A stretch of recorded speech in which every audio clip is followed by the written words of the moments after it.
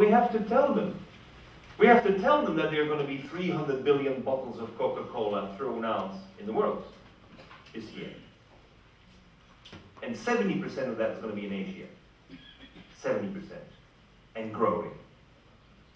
Because somehow someone made a life cycle analysis and compared glass with plastic, and they said plastic is better for the environment.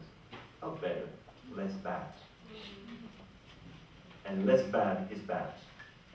You can't say that less bad is good. You know, stealing less is stealing. We agree? Polluting less is polluting. We agree? Now what we've just observed is something very important that I know our children are always struggling with. From as soon as they hear their parents talk about all these great environmental initiatives, the children will see something that they call a double moral. We will not tolerate that people steal less, but we give environmental awards to executives who pollute less. And the children see that. Now, if you want to have a child that is going to behave ethically in the future, you better expose what you think is not the best in your society, and you share how they could perhaps do better. They have to come up with the ideas. But it's a very important exercise.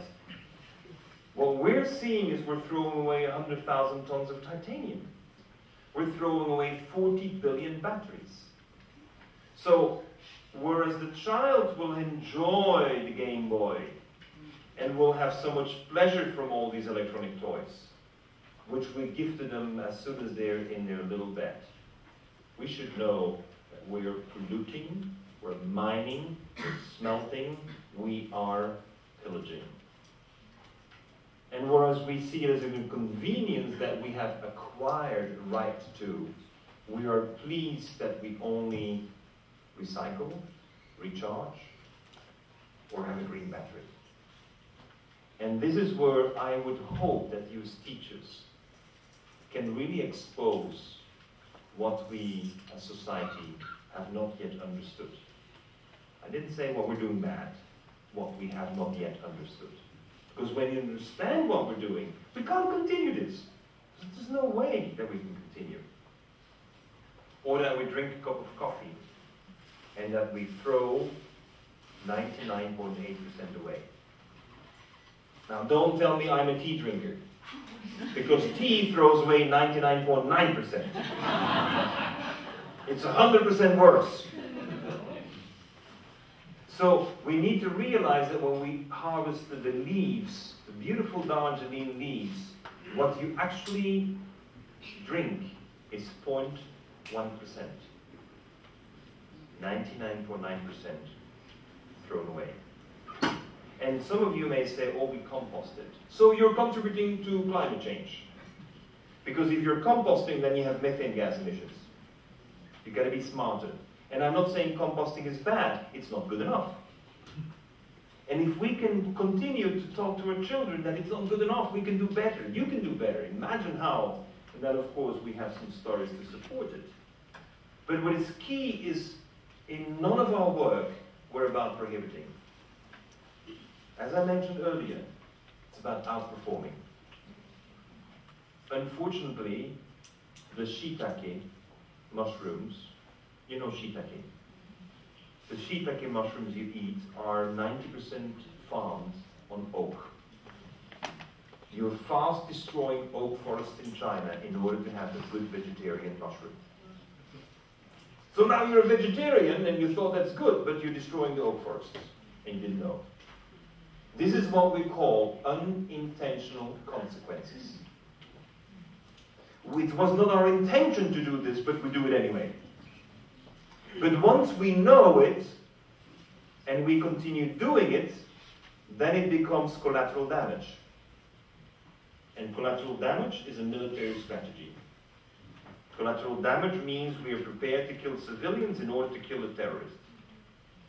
And so, as it happens in the Middle East, for every 40 civilians, one terrorist gets killed. That's collateral damage. Civil society cannot permit to do that. Maybe military believes they have a license to do it. I don't think so. Our children should have the vision and the capacity to say, how can we outperform? And we cannot expect too much from the governments. Governments are in debt. And whatever government subsidizes, in the end of the day, has to be paid with taxes. So we got to be creative. And we got to tell the children, we actually as parents have to apologize to our children because the way we created and permitted our governments to create debt means that our children will have to pay for 2 generations in taxes to pay off. That's Europe. And with the American government, it's the same. The amount of debt that the American government has accumulated will require 2 generations of tax paying to pay it off. Amazing. What a license to operate was that. No one understood it, but we did it. So I want to be very clear. I'm not standing in front of teachers and children and say, the government will take care of it, the government will pay for it, the government... No, the government is bankrupt. Just accept it. And this poor president, he can't do everything. If we expect too much from those presidents.